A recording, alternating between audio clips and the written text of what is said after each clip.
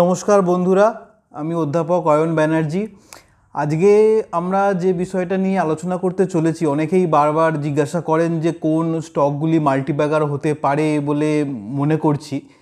তো সেরকমই একটা স্টক, সেরকমই একটা সেক্টর যেটা হয়তো মাল্টিব্যাগার হতে পারে বলে মনে হচ্ছে, সেটা হচ্ছে অ্যালকোহলের একটি স্টক।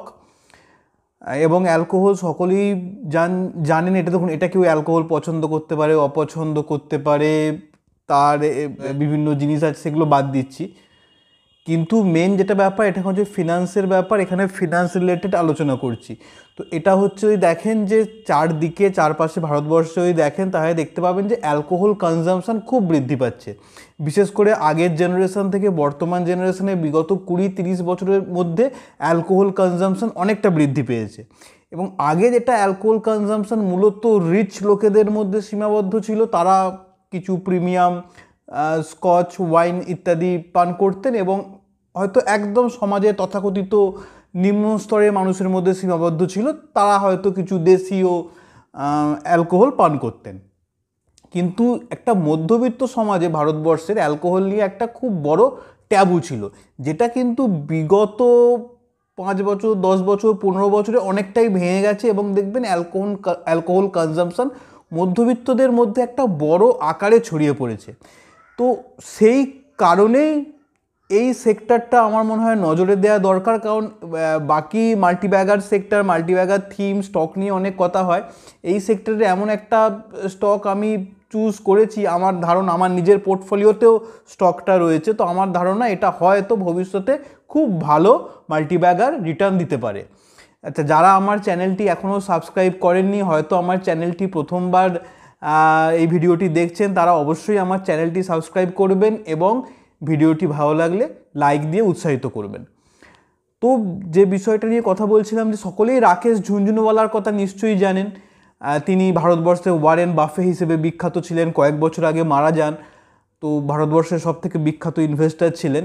তো তিনি নিজেও হেভি ড্রিঙ্কার ছিলেন, নিয়মিত ড্রিঙ্ক করতেন। তিনি নিজে ভারতবর্ষের যে দুটো সবথেকে বড় অ্যালকোহল কোম্পানি, ইউনাইটেড স্পিরিটস আর ইউবিএল, এই দুটোই তার পোর্টফোলিওতে ছিল এবং তিনি অনেকটা প্রফিটে পরবর্তীকালে এই দুটো বিক্রি করেন। কিন্তু তিনি পরবর্তীকালে একটা ইন্টারভিউতে এ নিয়ে আফসোস করেছিলেন যে এই দুটো বিক্রি না করে পোর্টফোলিওতে রেখে দেওয়া উচিত ছিল, তাহলে আরও বেশি প্রফিট তাকে কামিয়ে দিতে পারত। তো যদি ভারতবর্ষে অ্যালকোহল কনজামশনের নেচারটা লক্ষ্য করেন, তাহলে দেখবেন যে ম্যাক্সিমাম মানুষ, যেটা দেশীয় যেটা অ্যালকোহল রয়েছে সেটা তো রয়েইছে, কিন্তু এছাড়া মধ্যবিত্ত, উচ্চবিত্ত বা রিচদের মধ্যেও ম্যাক্সিমাম মানুষ কিন্তু বিভিন্ন ধরনের হুইস্কি, রাম আর বিয়ার পছন্দ করেন। কিন্তু অ্যালকোহল সেক্টরের মধ্যেও একটা জায়গা রয়েছে যেটার আস্তে আস্তে ভারতবর্ষে ঢুকছে এবং হয়তো ভবিষ্যতে আরও বৃদ্ধি পেতে পারে, সেটা হচ্ছে ওয়াইন কনজামশন। যদি দেখেন, মূলত একটা মিডল ক্লাসের, একটু প্রিমিয়াম সেগমেন্টে, একটু হয়তো হাই মিডল ক্লাস এবং রিচ সেগমেন্টে রয়েছে। ইউরোপ এবং আমেরিকায় ওয়াইনের বিশাল জনপ্রিয়তা রয়েছে, কিন্তু ভারতবর্ষে এখনও যেভাবে রাম, হুইস্কি বা বিয়ারের জনপ্রিয়তা রয়েছে, সেরকম কিন্তু ওয়াইনের জনপ্রিয়তা নেই। তো এই কিন্তু ধীরে ধীরে এবং খুব দ্রুতভাবে, ভালো রকমভাবে, দেখুন, যে জিনিসটা কম পরিমাণে রয়েছে সেই জিনিসটারই কিন্তু বাড়ার চান্স অনেক বেশি, তাই না? তো এখানে ওয়াইন কীরকমভাবে বাড়ছে, ওয়াইনের কনজামশন ইন্ডিয়ায়, তার কিছু ডেটা আমি আপনাদের সঙ্গে শেয়ার করব। দেখুন, যেটা প্রথমেই বললাম যে ইন্ডিয়ান ওয়াইন মার্কেট খুব দ্রুত, তাড়াতাড়িভাবে বৃদ্ধি পাচ্ছে। এবং এর যদি মার্কেট সাইজ দেখেন, তাহলে 2023 সালে ইন্ডিয়ায় ওয়াইন মার্কেট ছিল 195 মিলিয়ন ইউএস ডলার। সেইটাই বেড়ে 2032 সালে মনে করা হচ্ছে হয়ে যাবে 802 মিলিয়ন ইউএস ডলার। অর্থাৎ দেখুন, 4 টাইমসেরও বেশি, 4 গুণেরও বেশি বৃদ্ধি পাবে বলে মনে করা হচ্ছে আগামী 8-9 বছরের মধ্যে। এটা অনেক বেশি বৃদ্ধি একটা সেগমেন্ট বা একটা সেক্টরের ক্ষেত্রে। নিয়ে আলোচনা করি। দেখুন, আমরা দেখতে পাচ্ছি 2024 থেকে 32-এর মধ্যে পার ইয়ার 17% CAGR-এ এই ওয়াইন কনজামশন এবং সেলিং ইন্ডিয়াতে বৃদ্ধি পাবে বলে মনে করা হচ্ছে। যে কারণগুলো এই ওয়াইনের কনজামশন বৃদ্ধি করার পেছনে দায়ী বলে মনে করা হচ্ছে, সেগুলো হলো যে একটা তো হচ্ছে মানুষের মধ্যে এবং মিডল ক্লাস শ্রেণীর মধ্যে একটা ইনকাম বৃদ্ধি পাওয়া, তাদের হাতে অনেক রকম ভারতবর্ষে ইন্ডাস্ট্রিয়ালাইজেশন বিভিন্ন ধরনের হওয়ার ফলে তাদের হাতে একটা অর্থের পরিমাণ বেশি আসা, এবং যেটা বললাম যে সোশ্যাল এবং কালচারাল ট্যাবুটা কমে যায়, বিশেষ করে মধ্যবিত্ত সমাজের মধ্যে ভারতবর্ষে অ্যালকোহল নিয়ে যে ধরনের ট্যাবু ছিল সেইটা অনেকটা কমে যাওয়া। থার্ড হচ্ছে আরেকটা হচ্ছে অনলাইন সেলস। অনলাইনে জানেন বিভিন্ন যে অনলাইন প্ল্যাটফর্মগুলো রয়েছে তাতেও খুব সহজেই অ্যালকোহল অর্ডার দেওয়া যায়, যেটা আগে ছিল না। অনেক সময় কি হয় যে অনেকের ক্ষেত্রেই তাকে অনেকে চেনে, তার পক্ষে পাড়ায় বেরিয়ে কেনা, বা বিশেষ করে এখন যেমন মহিলারাও অনেক বেশিভাবে, ভারতবর্ষের মহিলারাও অনেক বেশিভাবে অ্যালকোহল কনজামশন করছেন, যেটা আগে করতেন না। তো তাদের পক্ষেও পাড়ায় বেরিয়ে বা চেনাশোনা জায়গা থেকে কেনা হয়তো একটু এম্বারাসিং, সেখানে অনলাইনে খুব সহজেই এগুলো পাওয়া যাচ্ছে। এটাও কিন্তু ভারতবর্ষে অ্যালকোহল কনজামশন, বিশেষ করে ওয়াইন কনজামশন বৃদ্ধির পেছনে অন্যতম দায়ী। আরেকটা হচ্ছে যে কম বয়সী পপুলেশনের সংখ্যা বৃদ্ধি, এটা মিলেনিয়ান পপুলেশন রয়েছে, এরা কম বয়সী পপুলেশন, টিনেজ জাস্ট পার করেছে, 20 থেকে 30 বা 30 থেকে 40-এর মধ্যে বয়স, তারা কিন্তু অনেকেই খুব নিয়মিতভাবে এই অ্যালকোহল কনজামশনের সঙ্গে জড়িত। এটা ভারতবর্ষে অ্যালকোহল মার্কেটের বৃদ্ধির এবং বিশেষ করে ওয়াইন মার্কেটের বৃদ্ধির একটা বড় কারণ। এবার যদি আমরা দেখি যে ওয়াইন ভারতবর্ষের কোন কোন জায়গায় পাওয়া যায়, তাহলে দেখব যে কাশ্মীর, পাঞ্জাব, মহারাষ্ট্র, আন্ধ্রা, তামিলনাড়ু, কর্ণাটক এবং গোয়া, এই জায়গাগুলোয় মূলত ভারতবর্ষের ওয়াইন তৈরি হয়। ভারতবর্ষের যে নিজস্ব দেশীয় ওয়াইনগুলো সেগুলো তৈরি হয়, এবং তার মধ্যে মহারাষ্ট্রের নাসিককে বলা হয় ওয়াইন ক্যাপিটাল অফ ইন্ডিয়া। ভারতবর্ষে যা ওয়াইন তৈরি হয় তার ম্যাক্সিমামই কিন্তু এই মহারাষ্ট্রের নাসিক অঞ্চল থেকে। আচ্ছা, এখানে আরেকটা ওয়েবসাইটের ভিউ নিয়ে আসি। আমি কিছুক্ষণ আগে একটা অন্য জায়গার ভিউ আলোচনা করলাম, যারা মনে করছে প্রতি বছর 17-18% CAGR-এ ওয়াইন কনজামশন ইন্ডিয়াতে বৃদ্ধি পাচ্ছে, কিন্তু আরেকটা জায়গা রয়েছে, এটা হচ্ছে টেক ন্যাভিও। তারা তাদের যে রিপোর্ট বার করেছে তাতে তারা বলছে যে ভারতবর্ষে ওয়াইনের মার্কেট বেড়ে দাঁড়াবে প্রায় $2 বিলিয়ন কাছাকাছি, এবং তারা বলছে পার ইয়ার প্রায় 47-48% CAGR-এ ওয়াইন মার্কেট ভারতবর্ষে বৃদ্ধি পাচ্ছে। এটা কিন্তু একটা হিউজ নাম্বার, খুব হিউজ গ্রোথ বলা যেতে পারে।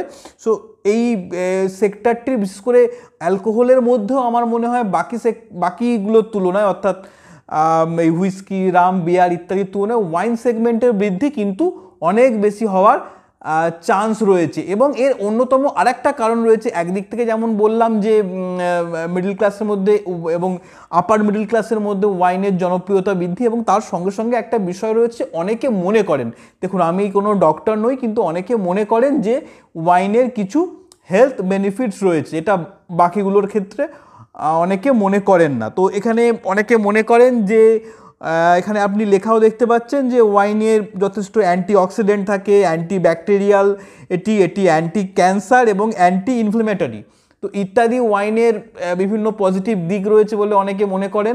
দেখুন এখানে আমি আমার কোনো বক্তব্য জানাচ্ছি না, আমি ডাক্তার নয়, এই বিষয়ক এক্সপার্ট নয়, এটা জাস্ট ইন্টারনেট থেকে একটা লেখা তুলে আপনাদের জানালাম। নর্মালি অ্যালকোহল কনজামশন সব রকমেরই শরীরের পক্ষে ক্ষতিকারক, কিন্তু এখানে আমরা সেই বিষয়ে আলোচনা করছি না, স্বাস্থ্য সংক্রান্ত আমরা ফিনান্সিয়াল আলোচনা করছি বা শেয়ার মার্কেটের আলোচনা করছি। তো সেই দিক থেকেই আমরা দেখবেন, কিন্তু এই যে হেলথ বেনিফিটের কথা বলছে, এবং তার সঙ্গে সঙ্গে আরেকটাও যেটা দিক রয়েছে সেটা হচ্ছে যে আপনারা জানবেন যে হুইস্কি বা রামের মধ্যে যেখানে অ্যালকোহলের পরিমাণ 42%-এর আশেপাশে হয়, সেখানে ওয়াইনের মধ্যে অ্যালকোহলের পরিমাণ 12-14% হয়, মাত্র 12-14% হয়। তো এটাও অনেকে হয়তো মনে করে যে যারা হয়তো মানে শরীরের বেশি ক্ষতি করতে চায় না, তারাও হয়তো এই ক্ষেত্রে ওয়াইনটাকে প্রেফার করতে পারে। আচ্ছা, তো এই ক্ষেত্রের যে স্টকটির কথা বলতে চলেছি, এই স্টকটির নাম শুনেই ভিডিওটা স্কিপ করবেন না, নামটা শোনার পরেও ভিডিওটা পুরো দেখবেন, কারণ এটা আদৌ এখন কেনা যাবে না যাবে, পজিটিভ কি নেগেটিভ কি সেগুলোও কিন্তু বোঝা উচিত। নিজের হার্ড আর্নড মানি যেখানে ইনভেস্ট করবেন তার আগে পুরো জিনিসটা বোঝা উচিত। শুধু শেয়ারের নাম শুনলেই হয় না, তার কি পজিটিভ দিক নেগেটিভ দিক সেই ব্যাপারগুলো না জানলে কিন্তু খুবই সমস্যা। তো অনেকেই হয়তো বুঝতে পেরেছেন যখন ওয়াইন নিয়ে আলোচনা করছি, তো আমি যে শেয়ারটির কথা বলছি সেটি হচ্ছে সুলার ক্ষেত্রে যদি দেখেন যে সুলার ক্ষেত্রে এটি পি এখন 40-এর কাছাকাছি, তো মোটামুটি এক্সপেন্সিভ বলা যায়, খুব একটা এক্সপেন্সিভ নয়, কারণ অ্যালকোহল স্টক এমন অনেক রয়েছে, আপনি যদি তুলনা করেন অনেক কটি স্টকেরই কিন্তু অ্যালকোহল স্টকগুলোর কথা বলছি এখানে 80, 90, 100-র কাছাকাছি কিন্তু বেশ কিছু বড় বড় অ্যালকোহল স্টকের ভারতবর্ষে রয়েছে। তো এর যদি আর অন্যান্য বিষয়ে দেখেন যে এর অল টাইম হাই প্রায় 700-র কাছাকাছি, সেখানে এখন 400+ রয়েছে, তো অনেকটাই অল টাইম হাই থেকে নিচে নেবে ট্রেড করছে। আর এই কোম্পানিটি একটি স্মল ক্যাপ কোম্পানি, মাত্র 3300 কোটির আশেপাশে এই কোম্পানিটির মার্কেট ক্যাপ। এবার যদি কোম্পানিটির রেভিনিউ দেখেন তাহলে দেখতে পাবেন যে কোম্পানিটির রেভিনিউয়ে প্রায় 90%ই আসে ওয়াইন বিক্রি করে। এছাড়া বাকি প্রায় 9%-এর কাছাকাছি কিন্তু আসে ওয়াইন ট্যুরিজমের মাধ্যমে।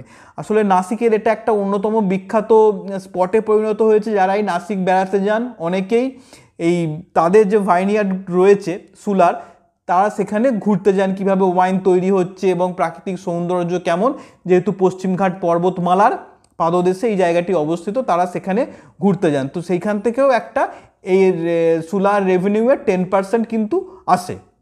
এবার আমরা সুলার ফিনান্সিয়ালস যদি দেখি তাহলে দেখব যে 424 কোটি 2022-এ ছিল, 23-এ 513 কোটি এবং 2024-এ 568 কোটি, অর্থাৎ রেভিনিউ মোটামুটিভাবে সুলার ক্ষেত্রে বেড়েছে। এটা আমরা দেখতে পাচ্ছি, খুব একটা প্রচুর পরিমাণে না বৃদ্ধি পেলেও মোটামুটিভাবে বৃদ্ধি পেয়েছে। এবং প্রফিটও 52 কোটি যেখানে ছিল 22-এ, সেখানে 24-এ হয়ে গেছে 93 কোটি, অর্থাৎ মোটামুটি ভালোভাবেই রেভিনিউ এবং প্রফিটেবিলিটি সুলার ক্ষেত্রে বেড়েছে। সেটা আমরা ফিনান্সিয়ালস দেখে বুঝতে পারছি।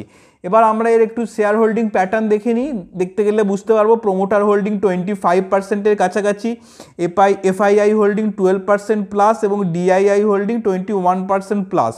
তো এফআইআই এবং ডিআইআইদের কাছে প্রায় 33%+ রয়েছে শেয়ারটি। তো এটা থেকেও মনে হচ্ছে যে এফআইআই এবং ডিআইআইরা এই স্টকটির ব্যাপারে যথেষ্ট বুলিশ। এবার যদি আরেকটু জেনে নিই সুলার সম্পর্কে, তার মার্কেট শেয়ার সম্পর্কে, অন্যান্য জিনিস সম্পর্কে, তাহলে আমরা দেখব যে সুলাই হচ্ছে ভারতবর্ষের সবথেকে বড় ওয়াইন কোম্পানি এবং এটি সবথেকে বেশি পুরস্কারও পেয়েছে বিভিন্ন ধরনের ওয়াইন তৈরি করার জন্য। এবং হচ্ছে এখানে একটা ডেটা আপনারা দেখতে পাচ্ছেন, যেখানে 2009 সালে ভারতবর্ষের মোট ওয়াইন মার্কেটের 33% সুলার দখলে ছিল, সেটা বেড়ে 2022 সালে হয়ে গেছে 52%। তো ওয়াইন যেমন ভারতবর্ষে বৃদ্ধি পাচ্ছে, শুধু তাই নয়, তার সঙ্গে সুলার ওয়াইন মার্কেটের শেয়ারও কিন্তু বৃদ্ধি পাচ্ছে এবং খুব দ্রুত এবং খুব ভালোভাবে সুলার ওয়াইন মার্কেটে শেয়ার বৃদ্ধি পাচ্ছে। আরেকটা যদি আমরা দেখি তাহলে দেখব যে এখানে বলা হচ্ছে যে আরও বেশি করে সুলার মার্কেট শেয়ার বৃদ্ধি পাচ্ছে এবং ভারতবর্ষে যত গ্রেপ ওয়াইন বিক্রি হয় তার ক্ষেত্রে 60%-এর ওপর ওয়াইন কিন্তু এই সুলা তৈরি করে। এই সুলা আনফর্টিফাইড ওয়াইনের 52% মার্কেট শেয়ার হোল্ড করে এবং এলিট এবং প্রিমিয়াম সেগমেন্টের ওয়াইনের 61% কিন্তু হোল্ড করে। কয়েক মাস আগেই যে সুলার কোয়ার্টারলি রেজাল্ট বেরোলো, তাতে যদি তাদের সিইওর বক্তব্য দেখেন তাহলে দেখতে পাবেন যে তারা বলছে যে তারা যে এলিট এবং প্রিমিয়াম যে ওয়াইন রয়েছে সুলার, তার প্রায় 75% তারা কিন্তু মার্কেট শেয়ার দখল করে নিয়েছে। অর্থাৎ মার্কেট শেয়ার তাদের কম থেকে অনেকটা বেড়ে গেছে। 75% এলিট ওয়াইনের ইন্ডিয়ান মার্কেট শেয়ার কিন্তু এখন সুলার দখলে। তো বুঝতে পারছেন যে এটা খুব দ্রুত এবং খুব ভালোভাবে কিন্তু সুলার বৃদ্ধি হয়েছে এবং এখন ইন্ডিয়ান ওয়াইন মার্কেটে সুলাকে মনোপলি বলা যেতে পারে। সুলার এত বেশি বৃদ্ধি হয়েছে।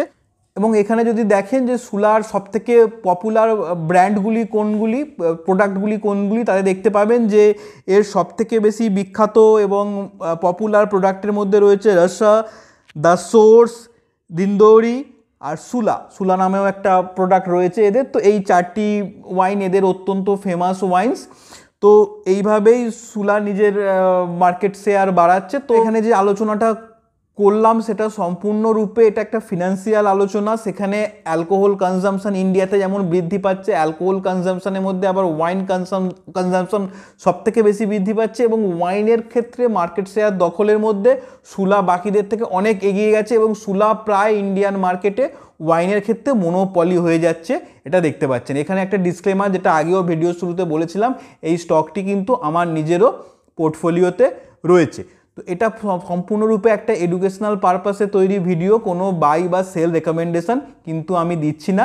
আপনারা নিজেদের ফিনান্সিয়াল অ্যাডভাইসারদের সঙ্গে কথা বলে নিজেদের বিদ্যা বুদ্ধি মতো, নিজেদের ইচ্ছা মতো এই স্টকটিতে কি করা উচিত সেটা আপনারা সিদ্ধান্ত নেবেন। সকলে খুব ভালো থাকবেন, সুস্থ থাকবেন, শান্তিতে থাকবেন। Happy investing. নমস্কার।